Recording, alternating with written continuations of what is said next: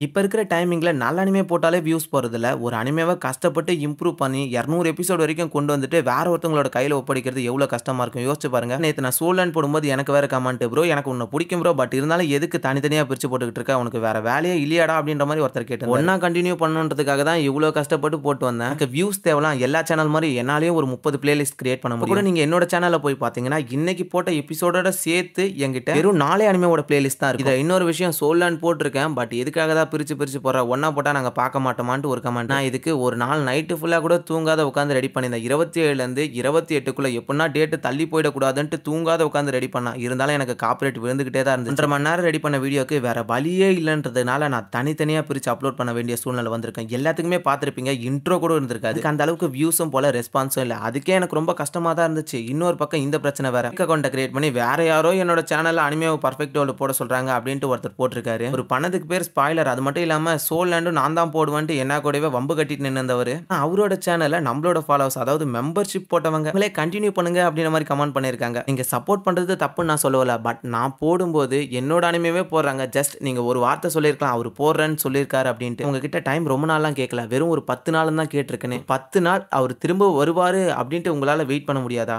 உண்மையிலே பயங்கர கஷ்டமா போச்சு. நேத்து நைட்ல இருந்து என்னடா இப்படிலாம் பண்ணிக்கிட்டு இருக்காங்க அப்படின்ட்டு 2-3 பேர் எஸ்எல் அனிமே ப்ரோ இதுக்காக நிறைய ஹார்ட் ஒர்க் பண்ணிருக்காரு. அதனால நீங்க இதை போடாதீங்க அப்படின்னு மாதிரி சொல்லியிருந்தாங்க. இதுல ஒருத்தர் ஹைலைட்ல நீ ஏன் ப்ரோ ஃபேக் அக்கௌண்ட்லாம் கிரியேட் பண்ணி எதுக்காக இந்த மாதிரி உனக்கு நீயே மெசேஜ் பண்ணிருக்க அப்படின்ற மாதிரி கேட்டிருந்தாரு. உண்மையிலே ஃபேக் அக்கௌண்ட்டான்னு எனக்கு தெரியல. பட் ஆனா என்ன பொறுத்த வரைக்கும் அது ஃபேக் அக்கௌண்ட் மாதிரி தான் எனக்கு தெரிஞ்சிச்சு. சோல் லேண்ட் நான் போடும்போது சோல் லேண்டையும் ஸ்பாயில் பண்ணாரு. நான் இது போட்டே திருவேன் வியூஸுக்காக. அவரே காப்பிரைட்லாம் விழுகுது ப்ரோ. நான் சும்மா நீங்க அன்னைக்கு நைட்டு பேசுறது எனக்கு பிடிக்கல. அதனால தான் நான் சோல் லேண்ட் உங்களுக்கு ரிவெஞ்சுக்காக போட்டேன் அப்படின்ற மாதிரி சொன்னாரு. சரி ஓகே அப்படின்ட்டு விட்டுட்டேன். பட் இப்ப பர்ஃபெக்ட் வேர்ல்ட் வியூஸ் போகுது அப்படின்ற ஒரு ரீசனுக்காக திரும்பவும் பர்ஃபெக்ட் வேர்ல்ட் எடுத்து போட்டு ஸ்பாயில் பண்றது எனக்கு சுத்தமா பிடிக்கல. வியூஸ் போகுதுன்னா வேற ஏதாவது அனிமே எடுத்துக்கலாம். அவரை வந்து கஷ்டப்படுத்தணுன்றதுக்காக சொல்ல. நீங்களே போய் பார்த்தீங்கன்னா தெரியும். வீடியோல கண்டிப்பா எக்ஸ்பிளைன் பண்ணதுக்கும் அவர் எக்ஸ்பிளைன் பண்ணதுக்கும் கண்டிப்பா பயங்கர டிஃபரெண்ட் இருக்கும். எல்லாம் முக்கியமான காரணம் என்னன்னா ஒரு நாள் சோல் அண்ட் மூவி போட போறான்னு போஸ்ட் போட்டிருந்தாங்க. அது மூவி இல்ல அப்படின்ட்டு நாங்க அந்த குரூப்ல சிரிச்சு பேசிட்டு இருந்தோம். அதாவது வந்து டேல்ஸ் ஆஃப் விக்கி பார்த்திருக்கீங்களா? ஃப்ரெண்ட் சேனல் அப்படின்ட்டு சொல்லியிருப்பேன். அந்த சேனல்ல இருக்க அவன் எங்களா கூட சிரிச்சுக்கிட்டு பேசியிருந்தான். அவருக்கு மூவின்னு கூடமா தெரியல டேங்க்ஸ்ன்னு பேர் வச்சிருக்காரு அப்படின்ட்டு. இப்படி சொன்னது அவனுக்கு பிடிக்கலையாமா.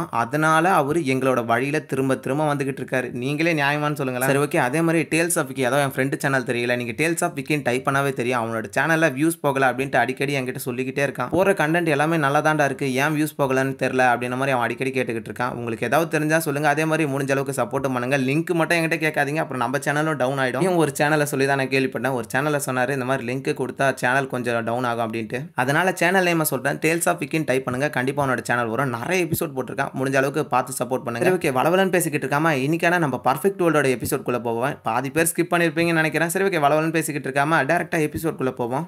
எபிசோடோட ஸ்டார்டிங் சீன்ல அந்த புத்தா லோட்டஸ் இருக்கக்கூடிய அந்த பகுதியை தாங்க அமைக்கிறாங்க. அந்த இடத்துல இருக்கிற அந்த பாதுகாப்புலாம் கொஞ்சம் அதிகப்படியான மாதிரி தான் தெரியுது. அந்த இடத்துக்குள்ள ஹீரோவும் கூட ரோசியும் நின்னுகிட்டு இருக்காங்க. 2 பேருமே அந்த இடத்துக்குள்ள பேசிக்கிட்டு இருக்காங்க. நான் ரொம்பவே லக்கி தான். என்ன பாதுகாக்க நீயே வந்திருக்க. அது மட்டும் இல்லாம உன்னோட ஃப்ரெண்ட்ஸ் எல்லாருமே கிளம்பிட்டாங்களா அப்படின்ட்டு அந்த இடத்துக்குள்ள ஹீரோ கிட்ட ரோசி கேட்டுக்கிட்டு இருக்க. ஹீரோவும் எல்லாரும் கிளம்பிட்டாங்க. அது மட்டும் இல்லாம அந்த போட்டிக்காக எல்லாரும் தயாராகிட்டு இருக்காங்க அப்படின்ற மாதிரி அந்த இடத்துல சொல்லிக்கிட்டு இருக்கேன். இப்போதைக்கு அந்த போட்டியை பத்தி எந்த ஒரு முடிவும் எடுக்கல. நான் வேற ஒரு இடத்த தேட வேண்டிய அவசியம் இருக்கு அப்படின்ற மாதிரி அந்த இடத்துல ரோசி சொல்லிக்கிட்டு இருக்க. ஏன் நீ என்ன கூட வரலாமான்ற மாதிரி ஹீரோ கேட்க. சரி நான் மிஸ்டிக் தாவோ லேண்டுக்கு போலான்னு இருக்கேன். அந்த இடத்துக்கு போயிட்டு என்னோட கல்டிவேஷனை இம்ப்ரூவ் பண்ணா அப்படின்ட்டு அந்த இடத்துக்குள்ள ரோசி சொல்லிக்கிட்டு இருக்க. ஹீரோவும் சரி அந்த 3000 உலகத்துக்கும் நடுவில் நடக்கக்கூடிய அந்த போட்டியில கலந்துக்கிறேன்னு சொன்னல. நீ அந்த இடத்துக்கு வா. இருக்கிற எல்லா ஜீனியஸை எப்படி அடிச்சு பறக்க விடுறன்றதை அவனுக்கு காமிக்கிறேன் அப்படின்னு மாதிரி சொல்லிக்கிட்டு இருக்கு. அப்படியே 2 பேருமே மேல பறக்க ஆரம்பிக்கிறாங்க. 2 பேரும் ஒருத்தர் கண்ணை சிமிட்டாத பார்த்துக்கிட்டு இருக்க. ரோசி அந்த போட்டிக்காக பதிவு பண்றதை மட்டும் மறந்துடாத அப்படின்னு மாதிரி சொல்லிக்கிட்டு இருக்கு. அதெல்லாம் எங்க ஆளு பார்த்து பாரு அப்படின்ட்டு மாஸ்டரை பத்தி ஹீரோ சொல்லிட்டு அப்படியே அந்த இடத்துல இருந்து கிளம்ப ஆரம்பிக்கிறாங்க. கண்டிப்பா அந்த பெரிய வாரப்ப ரோசியும் வருவாங்கன்ற மாதிரி ஒரு ஹிண்ட்டை கொடுத்துட்டு தான் போயிருக்காங்க. அப்படியே அந்த இடத்துக்குள்ள இருந்து ஹீரோவும் டோஜோ செக்டுக்குள்ள வந்து இறங்க ஆரம்பிக்க வந்து அடுத்த நிமிஷமா மாஸ்டர் கிட்ட இருக்க ஹீரோ அந்த இடத்துக்குள்ள நான் திரும்பி வந்துட்டேன்னு சொல்லிக்கிட்டு இருக்கும்போது சரி என்ன ஃபாலோ பண்ணு இந்த உலகத்தை உனக்கு சுத்தி காமிக்கிற அப்படின்னு மாதிரி சொல்லிட்டு மாஸ்டர் ஹீரோவை கூட்டு போக ஆரம்பிக்க ஹீரோவும் அவரை ஃபாலோ பண்ணி போக ஆரம்பிக்கிறான். இப்ப இவங்களும் இந்த இடத்துக்குள்ள ஒரு டெசர்ட் லேண்ட் அதாவது பாலைவனத்தை நோக்கி தான் போய்கிட்டு இருக்காங்க.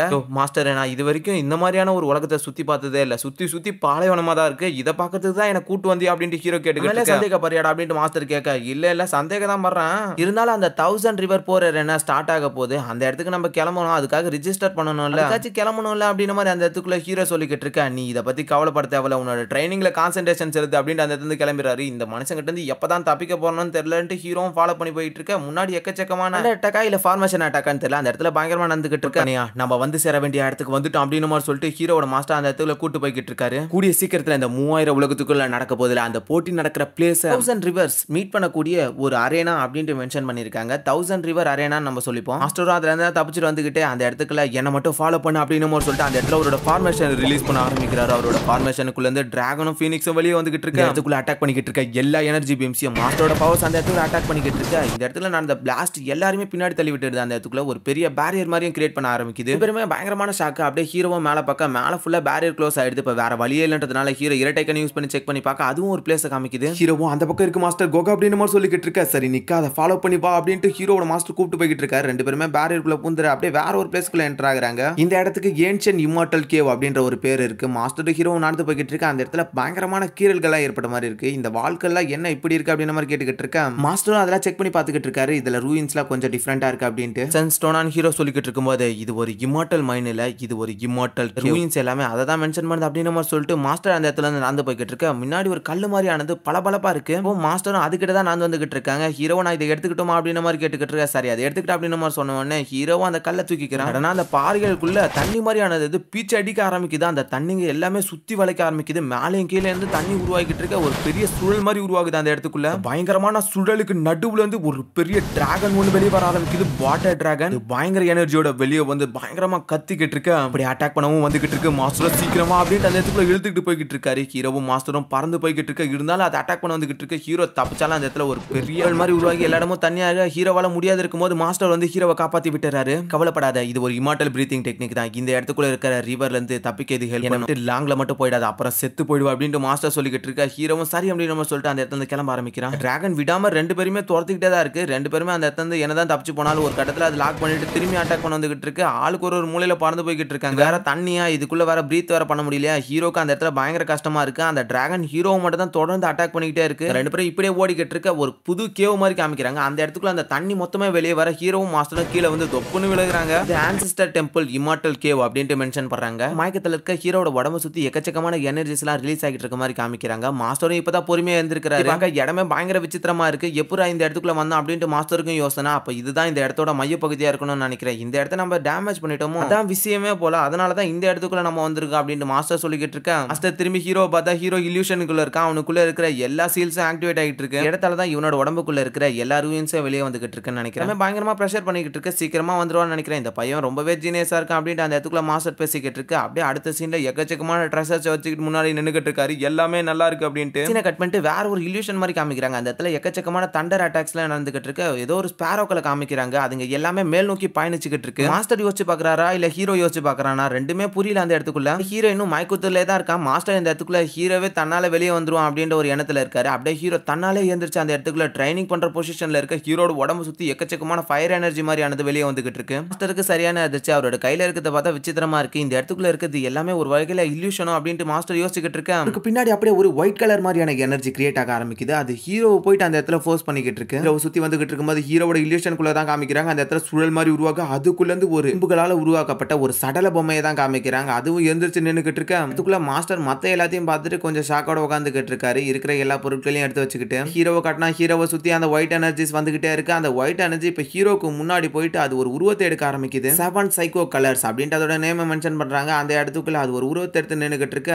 இதுங்களோட பிரகாசமும் தோற்றமும் அதோட தோல் பகுதியால உருவாக்கப்படுறது அப்படின்ற மாதிரி அந்த இடத்துல பேசிக்கிட்டு இருக்கு. இந்த இடத்துல ஹீரோ பயங்கரமா கஷ்டப்பட்டுக்கிட்டு இருக்காரு. மிஷனுக்குள்ள அந்த பப்பட் மாதிரியானது ஹீரோ அட்டாக் பண்ணிக்கிட்டு இருக்க. இந்த இடத்துக்குள்ள வெளியே இருக்கிற பகுதி எல்லாமே இடிஞ்சு விழுக ஆரம்பிக்குது. மாஸ்டர் என்ன ஆச்சு திடீர்னு இந்த பகுதியை இடிஞ்சு விழுந்துகிட்டு இருக்கு. இப்படி பார்த்தா அட்டே முட்டா பையில நீ இன்னமும் அந்த இல்யூஷனுக்குள்ள இருந்து வெளியே வரலையா, என்னடா பண்ணி தொலைச்சிக்கிட்டு இருக்க. ஒரே அடி அந்த இல்யூஷன் பறந்து போக போய் விழுந்துகிட்டு இருக்கும்போது மாஸ்டர் ஹீரோ விட கழுத்தை பிடிச்சி அந்த இடத்துக்குள்ள இருந்து வாரா நாயண்டு இழுத்துட்டு போக ஆரம்பிக்கிறாரு. ஹீரோ மாதிரியான ஒரு டூப்ளிகேட் பாடி உருவாச்சுல அது திரும்பவும் ஏஞ்சி துரத்த ஆரம்பிக்குது. இந்த இடத்துக்குள்ள என்ன நடந்துகிட்டு இருக்கு அப்படின்ட்டு ஹீரோ கண்ணை தந்து பார்க்க என்னடா இதுன்ட்டு எட்டு மூஞ்சில ஒரே உதைக்கிறாரு அந்த இடத்துக்குள்ள. ரெண்டு பேருமே அந்த இடத்துக்குள்ள கஷ்டப்பட்டு தப்பிச்சு போய்கிட்டே தான் இருக்காங்க. முன்னாடி எக்கச்சக்கமான என்எஸ் எல்லாம் அட்டாக் பண்ணிக்கிட்டே தான் இருக்கு. இவங்கள தயவு செஞ்சு என்கிட்ட இப்போதைக்கு எந்த ஒரு கேள்வியும் நீ கேட்டுறாத சரியா, வெளியே போயிட்டு அதுக்கப்புறம் நான் அதை பத்தி எக்ஸ்பிளைன் பண்றேன் அப்படின்னு மாதிரி மாஸ்டர் சொல்லிக்கிட்டு இருக்க. சுத்தி இருக்கிற ஃபயர்ஸ் எல்லாமே ஹீரோவையும் மாஸ்டரும் அட்டாக் பண்ணிக்கிட்டு இருக்கு. ரெண்டு பேருமே தப்பிச்சு போய்கிட்டு இருக்காங்க. எல்லாமே பியூரிஃபை ஃப்ளேம் எல்லாமே ரொம்ப ஸ்ட்ராங்கானது. அந்த இடத்துக்குள்ள இடத்துக்குள்ள ஒரு ரெட் எனர்ஜி மாதிரி கிரியேட் ஆக கீழ இருந்து குவியல் மாதிரி இருந்து அந்த இடத்துக்குள்ள ஒரு ஸ்வாட் ஒன்னு வெளியே வர ஆரம்பிக்குது. அந்த ஸ்வாட்ஸ் இவங்களை அட்டாக் பண்றதுக்காக வரத மாஸ்டர் நோட் பண்ணிடுறாரு. ஸ்வாட் பயங்கர வேகத்துல ரெண்டு பேருமே அட்டாக் பண்றதுக்காக அந்த இடத்துக்குள்ள வந்துகிட்டு இருக்கு. அப்படியே மாஸ்டர் தடுத்து விட்டுறாரு. அது அசால்ட்டா லாவாவால உருவாக்கப்பட்ட ஸ்வாட்ஸ் அந்த இடத்துக்குள்ள எக்கச்சக்கமான ரெட் எனர்ஜிஸ் உருவாக ஆரம்பிக்குது. அந்த இருக்கிற லேசர் பீம் எல்லாமே ஒரு ஸ்வாட்ஸ் உருவாக்கிட்டு இருக்கு. அது எல்லாமே இன்னும் எக்கச்சக்கமா மாறிடுது. சேர்ந்து அந்த இடத்துக்குள்ள ஹீரோவையும் மாஸ்டரும் ஒரு பெரிய சுத்து மாதிரி போட்டுக்கிட்டு இருக்கு. அந்த இடத்துக்குள்ள எங்களை முடிஞ்சா புடி பாப்போம் அப்படின்ட்டு மாஸ்டரும் ஹீரோ அந்த இடத்துக்குள்ள இருந்து திரும்பவும் தப்பிச்சு போய்கிட்டே தான் இருக்காங்க. அந்த ஸ்வாட்ஸ்லாம் அட்டாக் பண்றதை கண்டுக்கிற மாதிரி தெரியல. அவங்க அந்த இடத்துக்குள்ள தப்பிச்சு போயிருந்தா போர் அடிக்குது அப்படின்ட்டு மாஸ்டர் யோசிச்சவர் திடீர்னு அவரோட பவர்ஸை கிரியேட் பண்ண ஆரம்பிக்கிறாரு. அந்த இடத்துக்குள்ள ஒரு பெரிய ஃபார்மேஷனை கிரியேட் பண்ண அவரோட ஃபார்மேஷனை தாண்டி ஒரு ஸ்வாட் கூட அந்த இடத்துக்குள்ள வரல. அதுக்குள்ள நிக்கிற ஒரு நொடி ஆபத்து தான் அப்படின்னு மாதிரி சொல்லிட்டு மாஸ்டர் அந்த இடத்துக்குள்ள திரும்பவும் ஹீரோவை கூப்பிட்டு போக ஆரம்பிக்கிறாரு. இவங்க போற இடத்துக்கு முன்னாடி அந்த ஸ்வாட்ஸ் இப்போதைக்கு அட்டாக் இல்ல. திடீர்னு அந்த இடத்துக்குள்ள எக்கச்சக்கமான லாவாக்கெல்லாம் வர ஆரம்பிக்குது. அந்த இடத்தையே பயங்கரமா சூழ்ந்துட்டு இருக்கு. அதுக்குள்ள இருந்து எக்கச்சக்கமான சடல பொம்மைங்களாம் வெளியே வர ஆரம்பிக்குது. நிறைய சின்ன பசங்க வந்திருக்காங்கன்னு நினைக்கிறேன். இந்த பொறுப்பை நான் உங்ககிட்ட ஒப்படைக்கிறேன். அதுக்குன்ட்டு அலட்சியமாலாம் இருந்துராத, கொஞ்சம் பார்த்து அட்டாக் பண்ண அப்படின்ற மாதிரி மாஸ்டர் ஹீரோ கிட்ட சொல்றேன். நான் இதை தானே எதிர்பார்த்தேன் அப்படின்ட்டு ஹீரோ அந்த இடத்துக்குள்ள அவனோட தண்டர் அட்டாக் யூஸ் பண்ண ஆரம்பிக்கிறாரு. தண்டர் ஸ்பியரை வெளியே எடுத்துட்டு வந்து ஹீரோ ஒன்னா கொல்ல ஆரம்பிக்கிறாரு. அந்த இடத்துக்குள்ள இப்பதான் பல வருஷத்துக்கு அப்புறம் இருக்கிற எல்லாரையும் அட்டாக் பண்ண போறேன்டா, இவ்வளவு நாள் சுத்தி வெறியாவது அப்படின்ட்டு ஹீரோ அந்த இடத்துல மொத்த பேரையும் அட்டாக் பண்ணிக்கிட்டு இருக்கு. ஐயா இருந்த சின்ன பசங்களை எல்லாத்தையுமே ஹீரோ தோக்கடிச்சு விட்டுறான். சுத்தி திரும்பி எனர்ஜி ஒன்று கிரியேட் ஆக ஆரம்பிக்குது. என்னடான்னு பார்த்தா டீல இருந்து ஒரு பெரிய லாவா குவியல் மாதிரி மேலே எழுந்திருக்க ஆரம்பிக்குது. அந்த எனர்ஜிஸ் எல்லாமே போயிட்டு ஒரு பெரிய கோலத்தை உருவாக்க ஆரம்பிக்குது. சடலபமா அதுவும் அந்த இடத்துல எந்திரிச்சு பயங்கரமா கத்திக்கிட்டு இருக்கு. சோபா இதையும் நான் தான் சமாளிச்சாகணுமா அப்படின்ற மாதிரி ஹீரோ சொல்லிக்கிட்டு இருக்குமா. அந்த இடத்துல அது ஒரு பெரிய ஸ்குவாட் மாதிரி அந்த உருவாக்கி ஹீரோ அட்டாக் பண்ண தயாரா நின்னுக்கிட்டு இருக்க. ஹீரோ தான் கூட ஃபைட்டுக்காக போய்கிட்டு இருக்காரு. ஸ்லோவா இருந்தாலும் ஹீரோவால அதுக்கிட்ட இருந்து ஜாட்ச் பண்றது கொஞ்சம் கஷ்டமா இருக்கு. அந்த இடத்துக்குள்ள பயங்கரமா ஹீரோ அட்டாக் பண்ணிக்கிட்டு இருக்கு. ஹீரோவை அது கிட்டவே நெருங்க விடாம ஒரு கட்டத்துல ஹீரோ மாட்டிக்க சடனா அந்த இடத்துக்குள்ள உருவான பேரியர் அப்படியே ஹீரோவை காப்பாத்திட்டு அந்த இடத்துக்குள்ள பயங்கர வேகத்துல வந்து ஒரே பிளாஸ்ட் தான்.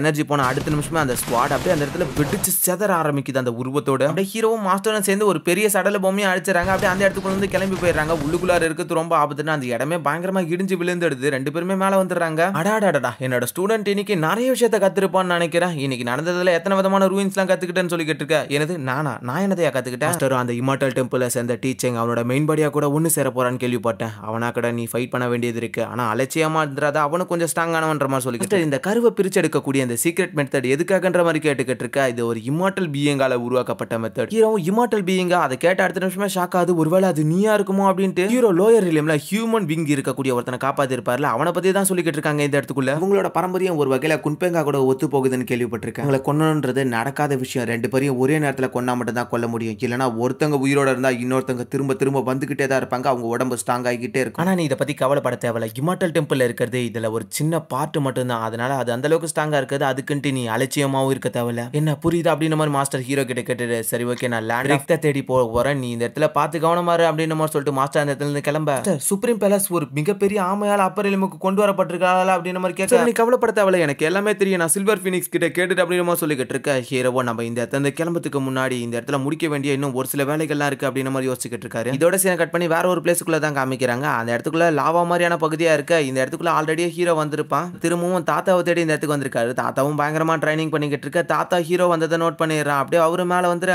வந்துட்டியா அப்படின்னு மாதிரி சொல்லிட்டு தாத்தா ஹீரோக்கு பக்கத்துல வந்து நின்னுக்கிட்டு இருக்க.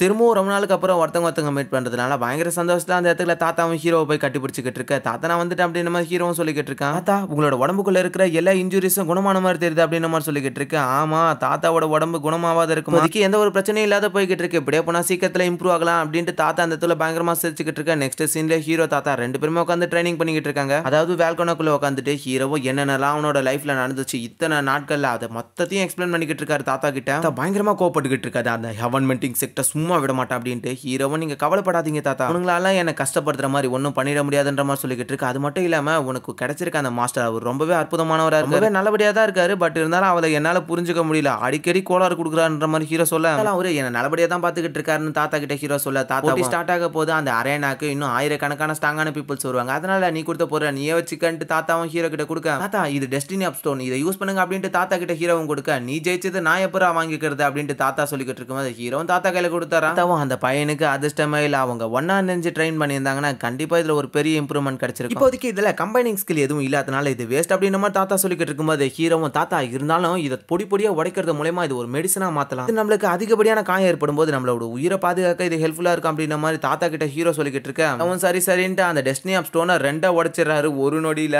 அதை அப்படியே ஹீரோ கிட்ட பாதியும் அவர் பாதியும் எடுத்துக்கிறாரு. 100 ரிவர்ஸும் ஜாயிண்ட் ஆகக்கூடிய அந்த அரேனாக்குள்ள எச்சக்கமான ஜீனியஸ் நுழைவாங்க, அதுவும் டிவைன் ஃபிளேமோட. அதனால இப்ப உனக்கு ஒரு டிவைன் ஃப்ளேமை தேடி கண்டுபிடிக்கணும் அப்படின்ட்டு தாத்தா ஹீரோ கிட்ட சொல்லிக்கிட்டு இருக்காரு. ஹீரோவும் தாத்தா அதெல்லாம் ஒன்றும் தேவையில்லை அப்படின்ற மாதிரி அந்த இடத்துல சொல்லிக்கிட்டு இருக்கான். தாத்தா நான் திரும்ப திரும்ப உங்களை கஷ்டப்படுத்தணும்னு விருப்பப்படலை, அதனால இந்த விஷயத்த நானே பாத்துக்கிறேன் அப்படின்ற மாதிரி ஹீரோ அந்த இடத்துல சொல்லிக்கிட்டு இருக்காரு. எனக்குன்னு கண்டிப்பா ஒரு வழி இருக்கு அப்படின்னவன தாத்தாவும் ஹீரோ கிட்ட உண்மையிலே நீ ரொம்பவே வளர்ந்துட்டன்றது எனக்கு இப்பதான் புரிய வருது. சரி ஓகே, இந்த பயணத்துல திரும்பவும் நம்ம பிரிய போறது நடிச்சாதான் எனக்கு ரொம்பவே கஷ்டமா இருக்கு. எப்பவுமே ஒன்னு சேரும் திரும்பவும் பிரியிறோம், ஒன்னு சேரும் திரும்பவும் பிரியிறோம், இதே தான் நடந்துகிட்டு இருக்கு. நீ அந்த போர்க்களத்துல ஒரு டாப் பிளேஸ் பிடிக்கலனா கூட பிரச்சனை இல்லை, அப்படியாச்சு நீ அந்த இடத்துக்குள்ள உயிரோட மட்டும் திரும்ப வந்துட்டா போதும் அப்படின்ற மாதிரி அந்த இடத்துக்குள்ள தாத்தா சொல்லிக்கிட்டு இருக்க. தாத்தா நீங்க கவலைப்பட தேவையில்ல, நான் கண்டிப்பா அந்த இடத்துக்குள்ள உயிரோட திரும்ப வந்துடும் அப்படின்ட்டு ஹீரோ அந்த இடத்துல சொல்லிக்கிட்டு இருக்காரு. இன்னைக்கான எபிசோட் முடியுது. எபிசோட்ல ஏதாவது தப்பா பேசியிருந்தா மறக்காம சொல்லுங்க. வீடியோல ஏதாவது டவுட் அண்ட் மிஸ்டேக், லைக் போடாதவங்க மறக்காம ஒரு லைக் தட்டி விட்டுருங்க. அப்புறம் பர்ஃபெக்ட் வேர்ல்ட என்னால தொடர்ந்துலாம் கண்டினியூ பண்ண முடியாது, தயவு செஞ்சு புரிஞ்சுக்கங்க. ஆல்ரெடியே சொல்லிட்டேன், பர்ஃபெக்ட் வேர்ல்ட இன்னும் எபிசோடா ரிலீஸ் ஆகல, இதுவும் ஆன்கோயிங்ல இப்போ மூவ் ஆகிட்டு இருக்கு அப்படின்ட்டு. நான் முடிஞ்ச அளவுக்கு ஆன்கோயிங் டெஸ்ட் பண்ணிடுறேன், இதுக்கப்புறம் எந்த பிரச்சனை வந்தாலும் பாத்துக்கலாம். உங்களுக்கு ஏதாவது பிடிக்கலன்னா அதை தயவு செஞ்சு சொல்லுங்க, அப்படியே மறைச்சிக்காதீங்க. எபிசோட் நல்லா இருக்குன்னு மட்டும் கமெண்ட் போட்டுக்கிட்டே இருக்காதீங்க. ஒரு சிலர் எல்லாத்துக்குமே ஒரே மாதிரி ரெஸ்பான்ஸ் பண்ற மாதிரி எனக்கு ஃபீல் ஆகுது. சரி ஓகே கைஸ், பலவலன்னு பேசிக்கிட்டு இருக்க விரும்பல. இன்னைக்கு எபிசோட இதோட முடிச்சுப்போம். நெக்ஸ்ட் ஒரு நாள் எபிசோட்ல சந்திப்போம். அது வரைக்கும் பை கைஸ்.